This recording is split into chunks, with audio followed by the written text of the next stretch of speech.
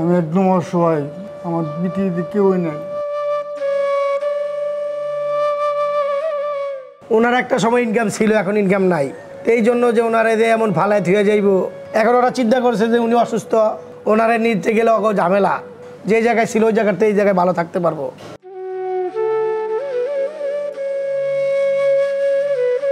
ওনারে যারা নিয়ে আসলাম, ওনার নাম হলো শাহজাহান, আমার নাম হলো সোহাগ।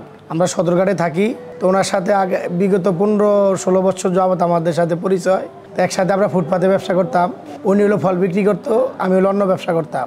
মোটামুটি ভালোই ছিল, ব্যবসা বাণিজ্য করতো। তখন ওরা বাচ্চা বউ পোলাপানের সাথে ভালো একটা সুসম্পর্ক ছিল। তারপর একটা সময় উনি স্ট্রোক করে 4 বছর আগে। স্ট্রোক করার পরে উনি ডাক্তার দেখাইতে পারে নাই। ওনার বিবি ছিল, অল্প কিছুদিন ওনার সাথে ছিল। থাকার পরে ওনার বিবি ওনার কাছ থেকে চলে গেছে, ওনারে ফালায় তুইয়া চলে যাওয়ার পরে উনি কি করবে, এখন পুরো হতাশ। তা আমাদের মহল্লার একটা মসজিদের সামনে উনি কিছু সাহায্য চাইতো, মানুষের কাছে সাহায্য চাই। মোটামুটি উনি চলতো, আরে খানাপিনার টাকা আর ছোট্ট একটা রুম লয়ে দিয়েছিলাম আমরা, ওই রুম ভাড়াটা দিত আর উনি খানাপিনা চলতো। তো একটা সময় দেখা গেছে ওনার চলতে ফিরতে অনেক কষ্ট হয়। তো ওনার খোঁজ খবরটা মহল্লাবাসী সবাই নিত, একটু বেশি আমি নিতাম আর, যেহেতু আমি ছোট থেকে ওনারা চিনি। তো এই জন্য উনি আমার এই ভালো মন্দ আমার সাথে শেয়ার করতো। আমি আবার বলতাম, কাকা তুমি টেনশন করো না, তুমি কান্দাকাটি করে লাভ নাই, কিন্তু আর কেউ না, হেরাল্লাহ আছে। বিভিন্ন জায়গায় এখন বিভিন্ন সংস্থা আছে, তোমার যে কোনো এক জায়গায় নিয়ে আমি দিয়ে আসুক, টেনশনের কিছু নাই। তো ওনারে বলছি, পরে উনি বলছে যে বাবা তাহলে তুই আর কতদিন দেখবি আমারে, আমার নিজেরও কাজকাম আছে, ব্যবসা বাণিজ্য, আমি নিজের সংসারাতে ব্যবসা বাণিজ্য করা লাগে। তো আমি আপনাদের ভিডিও দেখতেছি, দেখে মাশাআল্লাহ খুব ভালোই দেখতেছি, প্রায় অনেকই দেই, প্রতিদিন আমার দেখা হয় আপনাকে ভিডিও। তো দেখতে দেখতে আমি আরও এলাকার মানুষের সাথে পরামর্শ করলাম যে কই দিলে, কোন জায়গায় দিলে ভালো হয়।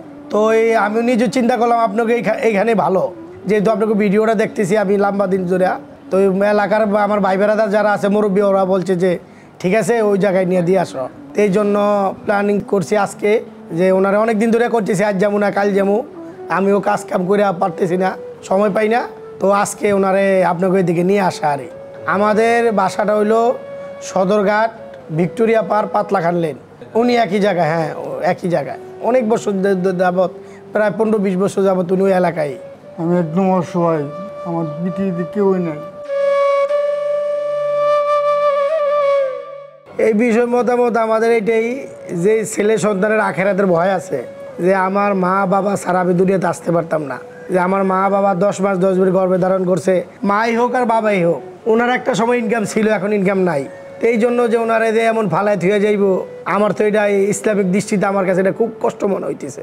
মা বাবা সন্তানের লেগে কত কিছু করে দুনিয়াতে, এক যে এখন আমগো সন্তান হয়েছে, আমরা জানি যে সন্তানের জন্য মা বাবার কত কষ্ট, এই কষ্ট করে লালন পালন করছে, গর্ভে ধারণ করছে, সন্তানের উপরে জুলুমই করছে, মানলাম উনি জুলুম করছে। উনি যদি সন্তানের উপরে জুলুম করে থাকে, উনি আল্লাহর কাছে জবাবদিহি কিয়ামতের মাঠে করব। এই দুনিয়াতে তো সন্তান জুলুম করছে দেখে যে এরকম কিছু করব আশা করে জুলুম করে নাই।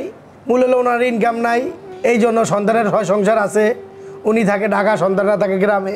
এই জন্য ওনাদের কাছে ওনার লগে সম্পর্কটা একদম বিচ্ছিন্ন হয়ে গেছে। এই জন্য সুস্থ হলে কিছুটা সম্পর্ক থাকতো। এখন ওরা চিন্তা করছে যে উনি অসুস্থ, ওনারে নিতে গেলে অত ঝামেলা, ওনারে খানাপিনা আছে, ওষুধ বিশুদ্ধ আছে, ওনার খেদমত করা লাগে। এই জন্য ওরা চাইতেছে যে উনি আমাদের কাছে না থাকলে ভালো। এই জন্যই তো মূলত খোঁজখবরটা না নেওয়া। অবশ্যই আমি তো আপনাদের ভিডিও দেখি, মানে কন্টিনিউ দেখতে থাকি, আমার কাছে খুব ভালো লাগে যে মানুষ তো মানুষের জন্যই করে। এই জন্য আমারও আশা আপনাকে ওই দিক থেকে, আমি মানে ভিডিও যা দেখলাম মোটামুটি আলহামদুলিল্লাহ বাস্তবে এরকমই খুব সুন্দর লাগছে। আমারও খেয়াল যে উনি থাকলে আশা করি ইনশাল্লাহ ভালো হবে, যে জায়গায় ছিল ওই জায়গাতে এই জায়গায় ভালো থাকতে পারবো।